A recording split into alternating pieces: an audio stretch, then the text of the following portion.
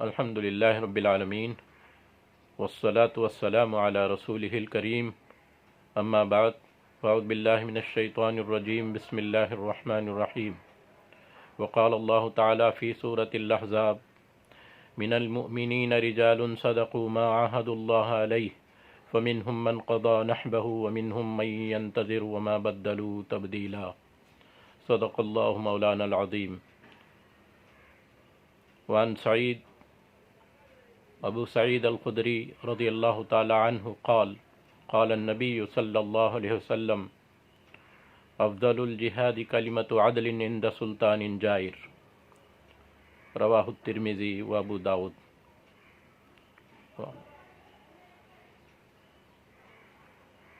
اما بعد، میں نے آپ کے سامنے سورہ احزاب کی آیت نمبر 23 تلاوت کی، جس کا ترجمہ اس طرح ہے: مومنین میں سے بہت سارے لوگوں نے اپنے اللہ سے کیے ہوئے عہد و پیمان کو پورا کیا،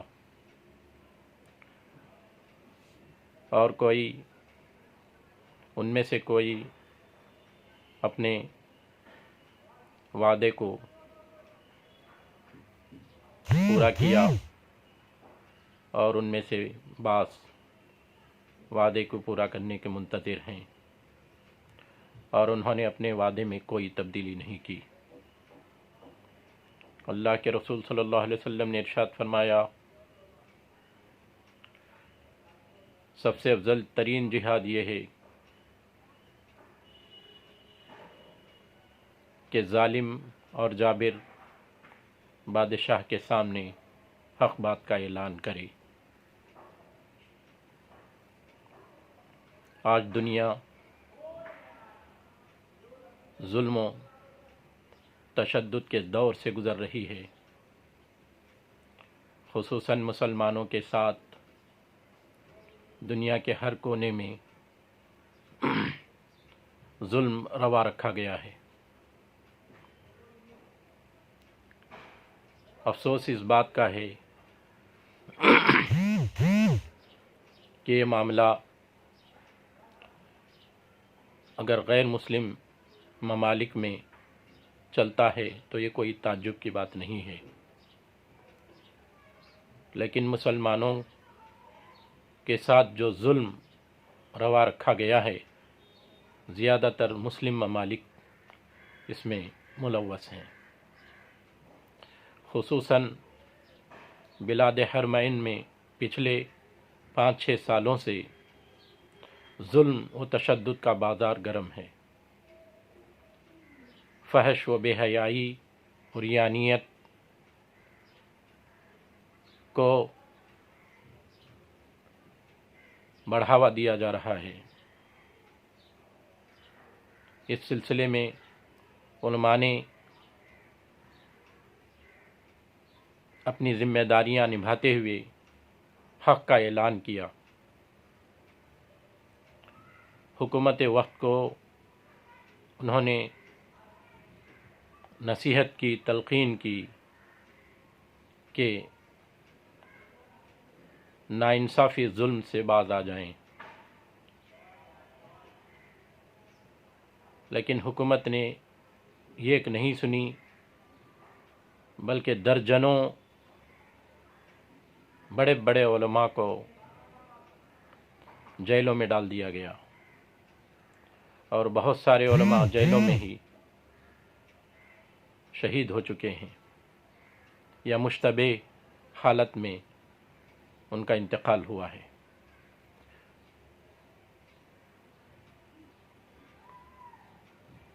امام حرم الشیخ صالح علی طالب المحترم، انہوں نے مرد و زن کے اختلاط پر خطبہ دیا تھا، اور لوگوں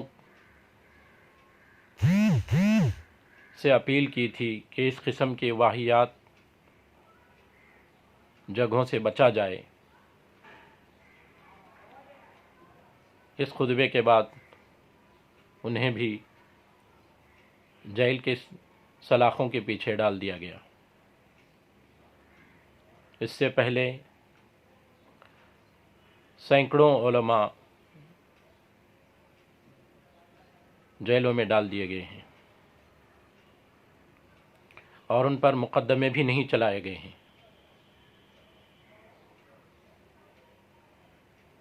ایسے نازک حالات میں ایک نوجوان عالم دین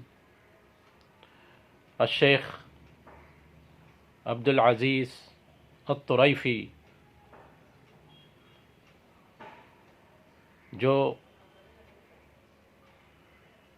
کویت کی سرزمین میں پیدا ہوئے، ابتدائی تعلیم کویت میں حاصل کی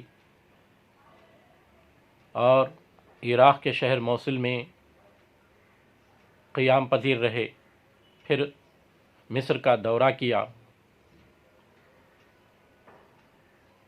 پھر آخر کار سعودی عرب کے دارالسلطنت ریاض میں قیام پذیر رہے اور وہاں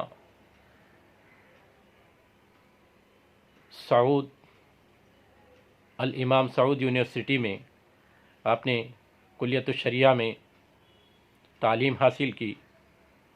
اس کے علاوہ سعودی عرب کے معروف علماء جن میں سے قابل الذکر شیخ بن باز ہیں سے آپ نے شریعت کا علم حاصل کیا۔ حنبلی مسلک کے مشہور عالم دین سے بھی آپ نے شریعت کا علم حاصل کیا۔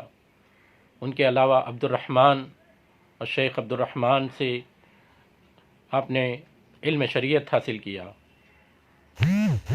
پھر آپ نے مساجد کے ذریعے سے دروس کی ابتدا کی۔ فصاحت و بلاغت میں آپ کا کوئی ثانی نہیں ہے، اور یہ دروس کا سلسلہ مملکت عربیہ سعودیہ عربیہ سے آگے بڑھ کر خلیجی ممالک میں، اس کے علاوہ یورپ میں ان کے دروس عام ہوتے گئے، اور آپ نے جس چیز کو اپنے ملک میں سعودی عرب میں جس چیز کو دیکھا وہ بے چین ہو گئے۔ حاکم اور محکوم کے درمیان اتنی بڑی خلیج پیدا ہو چکی ہے کہ اگر اسے دور نہ کیا جائے کہ ملک کے لیے، ملک کی سالمیت کے لیے یہ بہت بڑا خطرہ ثابت ہو سکتی ہے۔ چنانچہ آپ نے حاکم وقت کے کارندوں کو، اس کے آفیسروں کو، اس کے بڑے بڑے عہدے داروں کو، امراء کو آپ نے نصیحت فرمائی کہ یہ جو ظلم ہو رہا ہے اس ظلم کو بند کیا جائے۔